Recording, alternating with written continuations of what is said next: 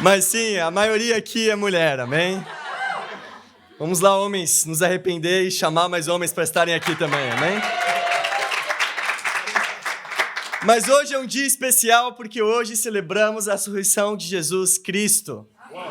E a Páscoa hoje, para a modernidade, na verdade, não é sobre muito Jesus, mas a gente conhece a Páscoa como um coelhinho, não? E uns ovinhos de chocolate. Eu não sei de onde veio isso, não? Mas eu lembro que quando eu era pequenininho, meu pai ele escondia ovos de chocolate na casa. E ele me fazia procurar os ovinhos de chocolate e eu ficava muito feliz quando eu encontrava chocolate, amém? Mas Páscoa é mais do que isso.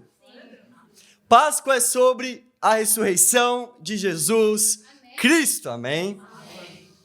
Mas é mais que um símbolo também. É mais do que apenas um pingente de cruz que você pode estar usando agora. É mais do que somente um quadro da cruz ou uma estátua de Jesus na cruz. A cruz é muito mais profundo e é sobre a cruz que vamos estudar hoje, amém? Amém. Agora, Jesus, ele veio à terra como homem. Ele tinha uma natureza pecaminosa, porque ele estava em forma de homem. O que isso implica? Jesus foi tentado a pecar diversas vezes. Ainda que ele nunca tenha pecado em si, ele possuía uma natureza pecaminosa. Nós vemos em Hebreus que a Bíblia fala que Jesus foi tentado de todas as formas. Se hoje você pensa que a sua tentação é muito difícil, Jesus foi tentado de todas as formas. E é para ele que nós devemos olhar sempre, amém? Mas Jesus não só veio aqui e viveu uma vida pura. Como Jesus também, ele foi crucificado. E antes dele ser crucificado, ele foi chicoteado. Agora, os soldados romanos, eles colocavam pontas de aço com garras nos chicotes. E toda vez que Jesus era chicoteado, a pele dele, junto com carne, saía do corpo dele. E ele recebeu um número de chicotes, um número de punições, só a ponto dele não ser capaz de morrer, para que ele continuasse vivo ali naquele momento. E Jesus, depois com as costas toda ensanguentada, irmãos, pensem nesse momento da cruz, Jesus com as costas toda ensanguentada, só com a carne viva ali, colocaram um manto vermelho sobre ele. E depois tiraram o manto vermelho. Agora, quando você coloca a roupa no meio do machucado e você tira, imagina essa dor que Jesus estava sentindo naquele momento. E tiram o manto das costas dele, é como se a pele dele fosse tirada dele de novo. E depois pegam espinhos, fazem uma coroa de espinhos e fincam na cabeça dele, na área mais vascularizada do corpo, que é essa aqui. E sai sangue. E a Bíblia fala em Isaías 52 que a aparência dele não era de humano. Era como se você olhasse para Jesus na rua, naquele momento, e pensasse, aquilo ali não é um ser humano. Pode ser um animal, pode ser qualquer coisa, mas não parece como um ser humano. É assim que Jesus ficou, por conta dos nossos pecados. E depois disso, crucificaram ele. E muitos acreditam que ele realmente morreu por asfixia, porque toda vez que ele tentava inspirar, a dor ia para os pulsos, para as mãos, e quando ele expirava, ia para o pé. Chegou um momento que ele não conseguia mais respirar. E ele morreu e entregou o seu espírito.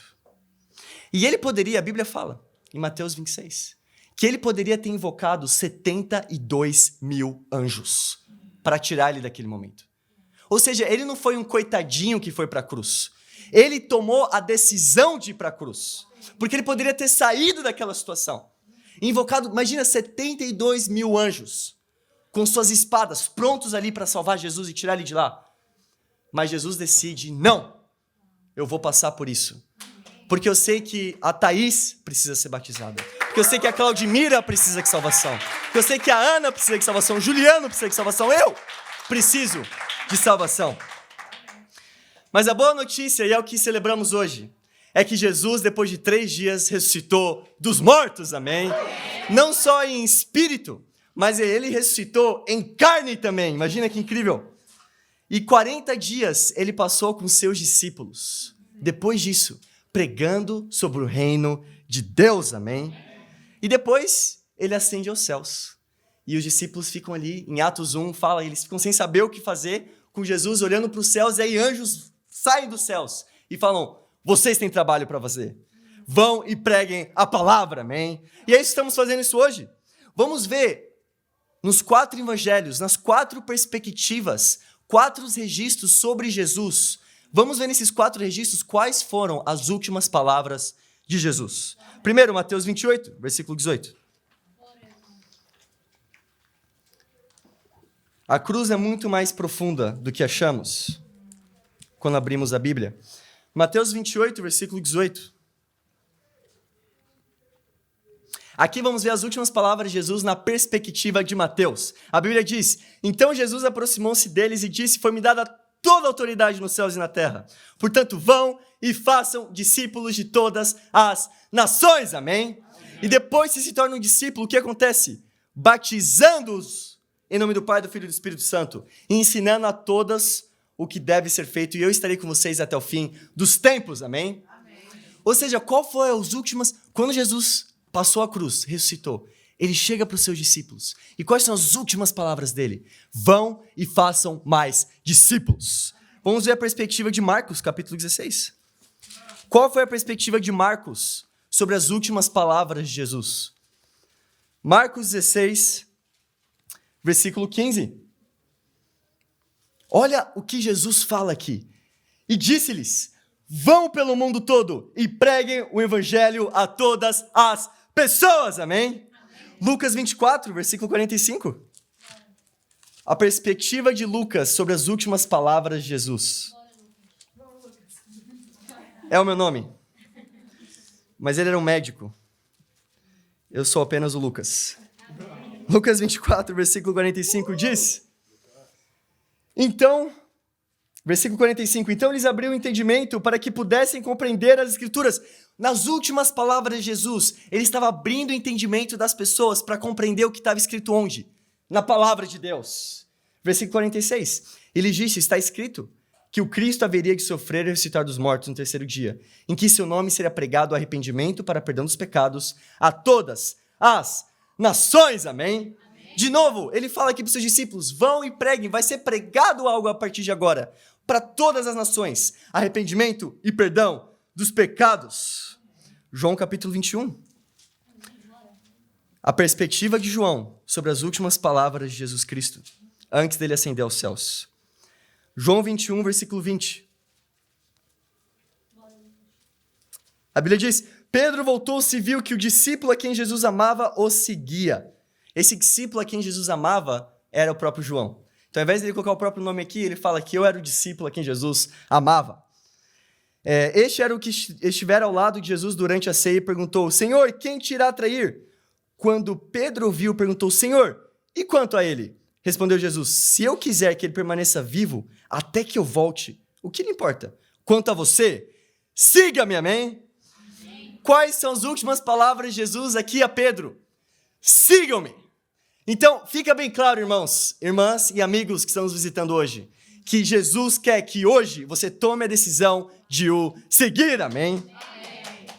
Agora, esse é o significado da Páscoa, porque aqui nós vemos o que Jesus fala logo depois dele ressuscitar. E essa Páscoa, ela vai ser só mais uma Páscoa na sua vida, vai ser só mais uma Páscoa talvez até inútil, se nós não entendemos o real propósito da cruz, o real propósito do que Jesus quis passar nas Escrituras. Se você hoje não está disposto a tomar a responsabilidade de seguir a Jesus e de viver uma vida para chamar pessoas para seguir Ele, você pode tornar a ressurreição de Jesus para você algo inútil, algo em vão, se nós não seguirmos as últimas palavras de Jesus.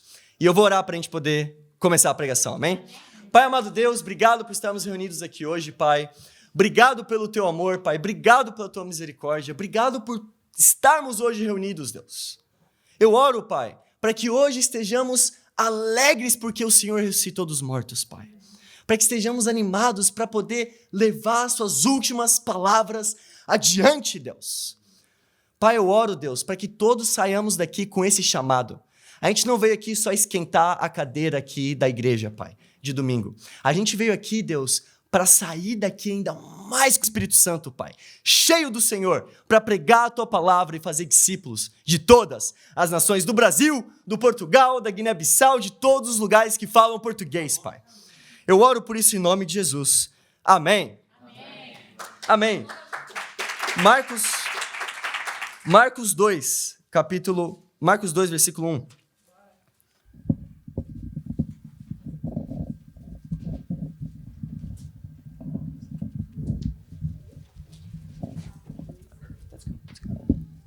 Marcos 2, versículo 1. Primeiro ponto, irmãos. Uma fé útil, amém? O título da aula é Uma Páscoa Útil, não inútil, amém? E o primeiro ponto, uma fé útil. Marcos, capítulo 2, versículo 1. A Bíblia diz: poucos dias depois, tendo Jesus entrado novamente em Cafarnaum, o povo ouviu falar que ele estava em casa. Então muita gente se reuniu ali, de forma que não havia lugar nem junto à porta. E ele lhes pregava a palavra, amém? Aqui nós vemos o bate-papo de Jesus Cristo. Jesus estava na casa e só pelo fato de ele estar em casa, as pessoas já começavam a querer ver ele, a querer estar com ele, a querer aprender com ele. Por quê? Porque muitos falavam de Jesus. Não só coisas boas dele, mas muitos falavam coisas ruins dele. E pela perseguição, o nome dele ficou conhecido. E aí nós vemos um ponto positivo da perseguição. Às vezes nós somos perseguidos, muitas vezes, mas muitas vezes isso é algo positivo. Por quê? Porque o nome de Jesus está sendo pregado, amém? Vamos continuar lendo, versículo 3. Vieram alguns homens, trazendo-lhe um paralítico, carregado por 4 deles. Não podendo levá-lo até Jesus por causa da multidão, removeram parte da cobertura do lugar onde Jesus estava e pela abertura do teto, baixaram a maca em que estava deitado o paralítico.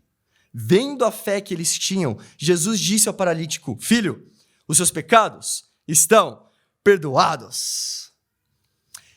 Irmãos, imagina essa situação nos dias de hoje. Imagina nós reunidos aqui, estamos tendo um bate-papo, estamos abrindo as escrituras, amém? E imagina que tem uma pessoa que quer muito ter os seus pecados perdoados. Só que tem tanta gente aqui, tem tantas mulheres, mas também tem tantos homens aqui, que não só a pessoa não consegue entrar para falar com alguém que possa explicar as escrituras para ela, mas eles começam a abrir um buraco no teto. Imagina, e do teto começa a descer uma maca com essa pessoa. Imagina essa situação. Foi algo que ninguém estava esperando naquele momento. Eu acho que ninguém está esperando que isso vai acontecer agora. E isso não vai acontecer agora, amém? Eu não preparei nada aqui, não. Mas imagina essa situação. Só que Jesus ele não repreende as pessoas porque algo não foi de acordo com o planejado. Ou porque algo não estava na agenda do bate-papo. Não! Ele olha para aquela situação e fala: uau, pela fé dos seus amigos, você foi salvo. Isso é interessante. Nem todos que eram curados por Jesus fisicamente tinham seus pecados também perdoados. A Bíblia fala que aqui Jesus perdoou os pecados do paralítico. Então, às vezes ele curava, às vezes ele só perdoava os pecados, ainda que a pessoa tinha algum tipo de deficiência, ou às vezes ele fazia os dois. Ele curava e perdoava os pecados. E aqui a gente vê que ele perdoa os pecados desse paralítico. Agora, qual é o ponto das Escrituras? Que pela fé dos amigos do paralítico, o paralítico foi salvo. Se você quer ter uma fé útil, é pela sua fé que pessoas ao seu redor podem ser salvas. A Bíblia deixa clara. Se você não usa a sua fé para salvar as pessoas, talvez hoje você tenha uma fé inútil. Você pode acreditar em Jesus, você pode estar aqui hoje, você pode ler as Escrituras, você pode cantar com todo o seu coração, mas se você não usa a sua fé para salvar as pessoas, talvez essa fé é algo inútil. Porque a nossa fé, ela foi formada forjada pelas últimas palavras de Jesus, que é vão e façam discípulos, amém? Agora, as pessoas com quem você anda também são as pessoas que podem te ajudar a estar salvo ou te podem te atrapalhar de estar salvo também. Por isso é importante andarmos com discípulos. Tem um exemplo muito interessante que eu estava conversando ontem com a Ana, que é eu vi isso no Facebook, né? Às vezes eu entro lá no Facebook, eu sei que é algo bem antigo, né? Então, mas amém, né? Eu criei Facebook com 13 anos de idade, então eu uso desde então, não? Mas eu lembro que eu entrei lá no Facebook e aí eu vi um exemplo, uma postagem muito interessante, que era um cara com uma mão toda mordida, assim, e tinha uma legenda na foto. E eu li a legenda falava mais ou menos assim, que tinha uma cobra que estava em chamas. Ela estava pegando fogo aqui, uma serpente, uma cobra. E aí vai um homem lá e tenta apagar o fogo com a mão, apagar o fogo com o pé, apagar o fogo da cobra, e a cobra vai lá e pica esse homem, pica a mão dele, e aí começa a sangrar. Só que esse homem, ele pega então um pedaço de madeira e começa a apagar o fogo com um pedaço de madeira. Ele não vai desistir de apagar o fogo da cobra. E aí o fogo se apaga e a cobra sai. E o amigo dele pergunta, por que você estava ajudando a cobra? Ela te picou, ela te mordeu, ela fez algo ruim com você, por que você estava ajudando ela? E ele fala, porque a natureza da cobra é de morder, mas a minha natureza é de ajudar. Então, não só a nossa natureza, a natureza das pessoas, muitas vezes é de atacar a gente, é de perseguir a gente. Mas independente do ataque, a nossa natureza é de ajudar as pessoas, amém? Não importa se alguém desistiu de você, se você está tentando ajudar alguém espiritualmente, porque nós somos um movimento que nós acreditamos nisso. Nas últimas palavras de Jesus, nós acreditamos que devemos pregar o evangelho. Não só o momento da semana, que é o momento do evangelismo, não. A gente prega o evangelho todos os dias, amém? E é incrível poder ver o Ken e a Claudemira lá com a gente todos os dias pregando o evangelho, não? Por quê? Porque deve ser algo diário, é o propósito da nossa vida. Chamar pessoas na rua, chamar seus amigos para estarem aqui, chamar pessoas para conhecerem sobre Jesus. Mas vamos supor que você já está chamando há muito tempo aquela pessoa para estar perto de Deus. E às vezes essa pessoa até te persegue por isso. Não desista da pessoa. Porque a nossa natureza é de ajudar porque somos discípulos, amém? Eu lembro quando eu estudei a Bíblia antes e eu morava na casa dos meus pais, quando eu estava no processo da minha conversão. Estava estudando a Bíblia lá, na casa dos meus pais, com um cara chamado Eduardinho. Talvez só a Marisa conheça e a Ana, o Eduardinho aqui, não? Mas ele é um cara bem baixinho assim, bem carismático, ele é um sargento da exército, né? Lá no Brasil, lá em São Paulo. E ele estava no meu processo de conversão, ele estava estudando e explicando a Bíblia para mim. E teve um dia que, sábado de noite, eu não era cristão ainda, e eu lembro que eu fui para uma festa, sábado de noite. E eu lembro que eu bebi muito e cheguei em casa muito mal, e eu lembrei, nossa, tem culto num domingo de manhã. Eu pensei, amém, eu vou pôr o alarme, mas se não der, não deu, né? E aí eu fui dormir, né? E aí o Eduardinho, ele me liga e eu não atendo. Ele vai até minha casa, de carro. Ele toca a campainha. E meus pais assim, o que está acontecendo? Aí ele abre a porta, o que está acontecendo? Quem é você? Ele, não, eu sou amigo do Lucas, eu quero só lá e conversar com ele rapidinho. Eu sei que ele está no quarto dormindo. E meus pais deixam ele entrar, não? Ele chega no meu quarto, ele nem bate na porta. Ele abre a porta e eu tô lá. Com baba na cara, seca, não? Ele me acorda, Lucas, temos culto hoje. Eu olho para ele assim, ok, eu vou só escovar o dente. Ele vai lá comigo até o banheiro e a gente escova o dente junto. E ele me leva até o carro. Eu tava assim com uma roupa, peguei qualquer camisa na hora e a gente vai pro culto, amém? Por quê? Porque ele não desistiu de mim. E porque ele não desistiu de mim, eu também não posso desistir das pessoas. Ainda mais profundo, Jesus não desistiu de você. Por todo o sofrimento que ele passou, ele não desistiu de você, amém? Tenha fé pelas pessoas, porque um dia alguém teve fé por você. Esse alguém foi Jesus. por meio de pessoas na sua vida. Agora, vamos ver como Jesus amava profundamente as pessoas. Em Marcos capítulo 5, para termos uma fé útil para Deus. Marcos 5, versículo 21. Vamos ver uma outra situação com Jesus. A Bíblia diz: tendo Jesus voltado de barco para outra margem, uma grande multidão se reuniu ao seu redor, enquanto ele estava à beira do mar. Então chegou ali um dos dirigentes da sinagoga, chamado Jairo. Vendo Jesus, prostou-se aos pés e lhes implorou insistentemente: minha filha está morrendo. Vem, por favor, e impõe as mãos sobre ela, para que ela seja curada e que viva. E Jesus foi com ele. Então o que está acontecendo? Jesus está aqui com seus discípulos, e chega Jairo e fala para ele, uma pessoa aleatória, e fala: minha filha está enferma, ela está doente, por favor, vem comigo para curar. E Jesus vai com ele. Continuando lendo, diz: uma grande multidão seguia e o comprimia, e estava ali certa mulher que havia 12 anos vinha sofrendo de hemorragia. Então, no caminho de Jesus para curar a filha de Jairo, aparece uma mulher que há 12 anos estava sofrendo de hemorragia. Versículo 26. Ela padecera muito sob o cuidado de vários médicos e gastara tudo o que tinha, mas em vez de melhorar, piorava. Quando Jesus ouviu falar disso, chegou por trás dele, no meio da multidão, e ela tocou em seu manto, porque pensava: se eu tão somente tocar em seu manto, ficarei curada. Olha a fé que ela tinha. Ela pensava que só dela tocar no manto de Jesus. E nós sabemos que as borlas, a Bíblia fala em outra versão que essa parte do manto eram as borlas do manto de Jesus. E se você for ver em Levítico, as borlas dos mantos dos judeus eram para que as pessoas lembrassem dos ensinamentos e das leis de Moisés. Ou seja, quando ela toca nas borlas de Jesus, quando ela toca na palavra de Deus, nos ensinamentos, o que acontece com ela? Ela curada. Versículo 29, imediatamente cessou sua hemorragia e ela sentiu em seu corpo que estava livre do seu sofrimento. No mesmo instante, Jesus percebeu que dele havia saído o poder. Uau! Jesus era alguém muito poderoso, não? Ele percebeu que poder tinha saído dele.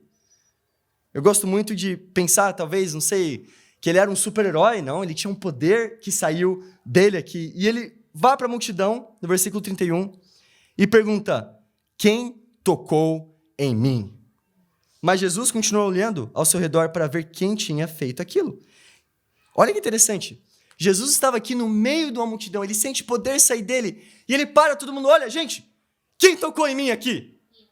E tinha uma multidão aqui. Imagina você estar lá no metrô às 6 horas da tarde. Uma multidão de pessoas. E você sente algo: calma aí, quem tocou em mim aqui? Imagina alguém te esbarra: opa, você tocou em mim aqui. Jesus faz isso aqui? Não.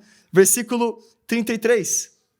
Então a mulher, sabendo o que tinha acontecido, aproximou-se dele, prostou-se aos seus pés e, tremendo de medo, contou-lhe toda a verdade. Então ele disse: filha, a sua fé a curou. Vá em paz e fique livre do seu sofrimento. Amém. O que podemos tirar da Escritura? Que nós, às vezes, temos um propósito de ajudar as pessoas. E botamos lá na nossa agenda: vamos estudar a Bíblia com tal pessoa, vamos ajudar tal pessoa. Mas pode acontecer que alguém atrapalhe os seus planos. Como Jesus foi atrapalhado aqui por uma outra pessoa que tocou nele. E ele entendia, Jesus, que tudo era sobre salvar pessoas. O propósito de salvar pessoas é sobre salvar pessoas. Então não implica o que colocamos na nossa agenda. Talvez o imprevisto aconteça e precisamos estar dispostos a salvar pessoas, amém? Como você enxerga os imprevistos? Como uma oportunidade de se salvar? Como você enxerga os planos que mudam? Você fica desanimado quando os planos mudam? Ou você enxerga novas maneiras de salvar pessoas?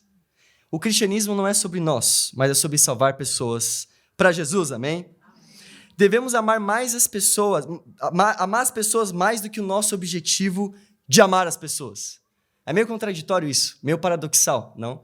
Mas nós devemos amar mais as pessoas do que apenas o objetivo de amar as pessoas. Devemos amar mais as pessoas do que apenas a missão de amar as pessoas, porque é tudo sobre amar as pessoas.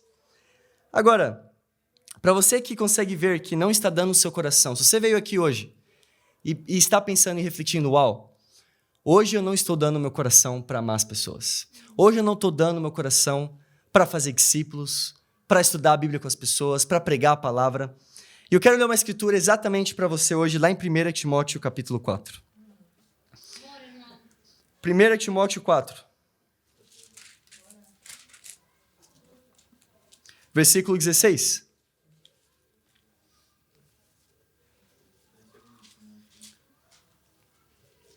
Primeiro Timóteo 4,16, a Bíblia diz: atente bem para a sua própria vida e doutrina, perseverando nesses deveres, pois agindo assim, você salvará tanto a si mesmo, quanto aos que o ouvem.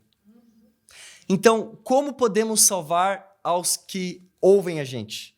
Primeiro precisamos nos salvar, amém? Se todo mundo está aqui hoje em Londres, eu acredito que todo mundo aqui já pegou um avião pela primeira vez, não? Ninguém veio de barco aqui, né? Então, num avião, quando você está lá em cima, o que acontece, basicamente, é que a aeromoça ela começa a explicar, caso o avião ele caia, ela dá explicações sobre as máscaras de oxigênio que saem. E o que ela fala naquela hora? Primeiro coloque em você, para depois colocar na pessoa do seu lado. Você pode tentar colocar na pessoa do seu lado e você morre. E a pessoa também morre. Então, qual é o ponto? Nós entendemos a vida e doutrina para nos salvar e assim salvar as pessoas também. Amém? É isso que Paulo está pregando aqui para Timóteo. Então, se hoje você vê que você não tem ajudado muitas pessoas, talvez é porque você primeiro precisa se ajudar, amém? Com a palavra de Deus para ajudar a muitas mais pessoas. Segundo e último ponto, o privilégio do sacrifício. O privilégio do sacrifício. Olha lá em Levíticos, capítulo 14.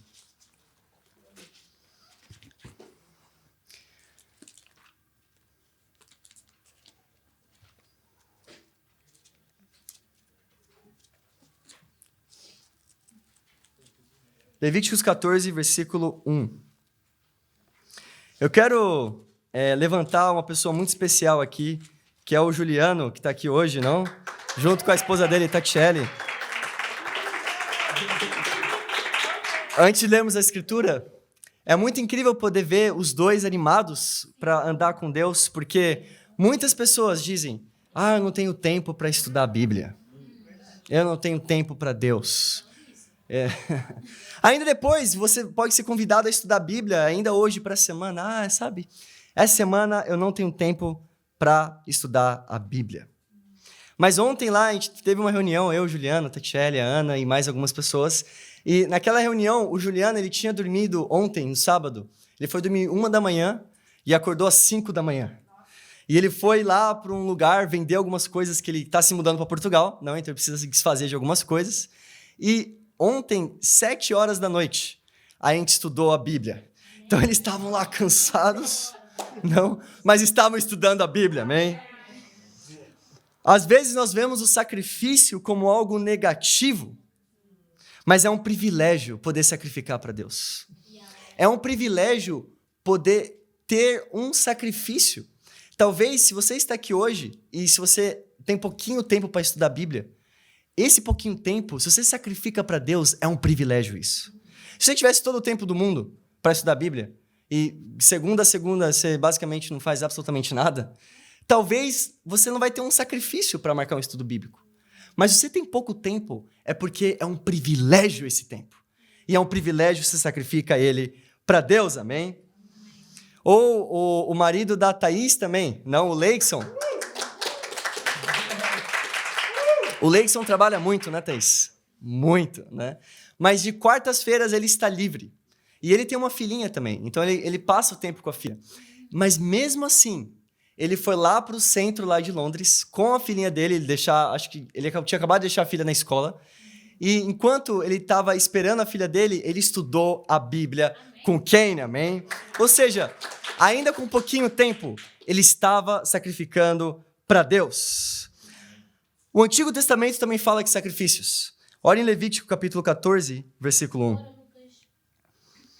A Bíblia diz: disse também o Senhor a Moisés: esta é a regulamentação acerca da purificação de um leproso. Ele será levado ao sacerdote, que sairá do acampamento e o examinará. Se a pessoa foi curada da lepra, o sacerdote ordenará que 2 aves puras vivas, um pedaço de madeira de cedro, um pano vermelho e um ramo de isopo sejam trazidos em favor daquele que será purificado.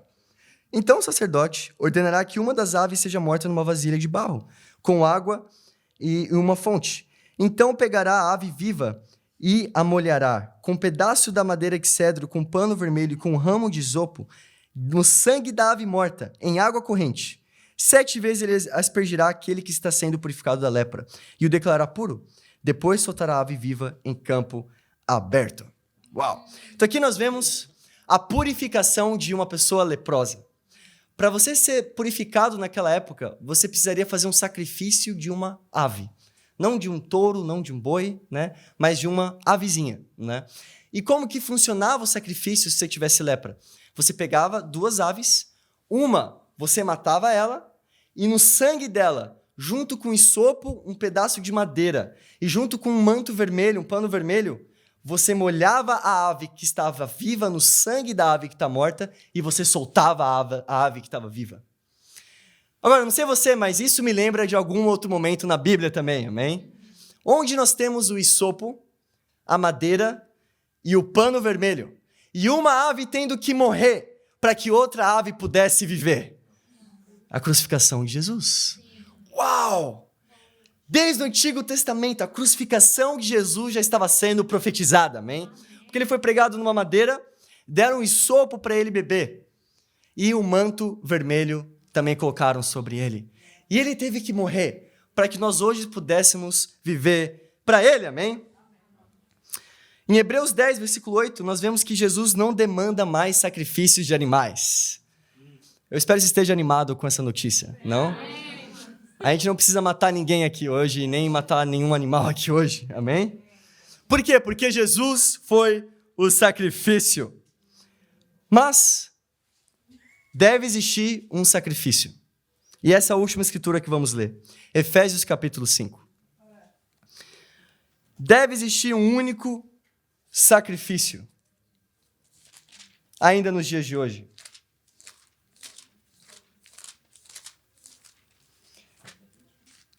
Efésios 5, versículo 2. A Bíblia diz.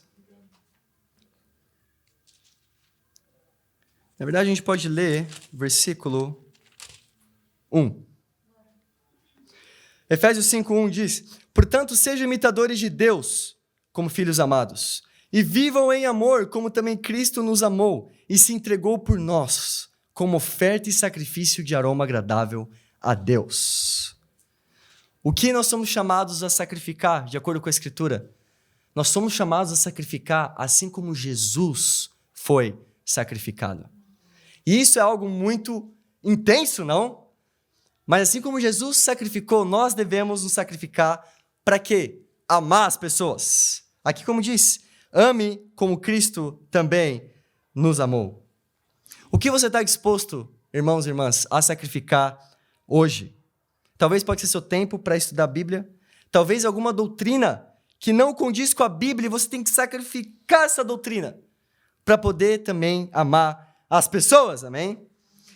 O que vemos hoje? Hoje vemos que Jesus sim morreu numa cruz, mas ele ressuscitou dos mortos. E por conta disso, nós podemos hoje ter uma fé útil, uma fé de salvar, uma fé de ajudar as pessoas a entenderem isso, a entenderem o chamado que Jesus passou e a pregar a palavra para sempre. Também entendemos que sacrificar é um privilégio. É um privilégio podermos morar aqui em Londres, talvez ter uma condição financeira melhor que poderíamos ter nos nossos países e poder sacrificar isso também. Poder sacrificar o nosso tempo, a nossa vida, para quê? Para salvar pessoas, amém? Pela nossa fé, irmãos, muitos conhecerão a Jesus e para eles já todas as glórias. Amém. Amém.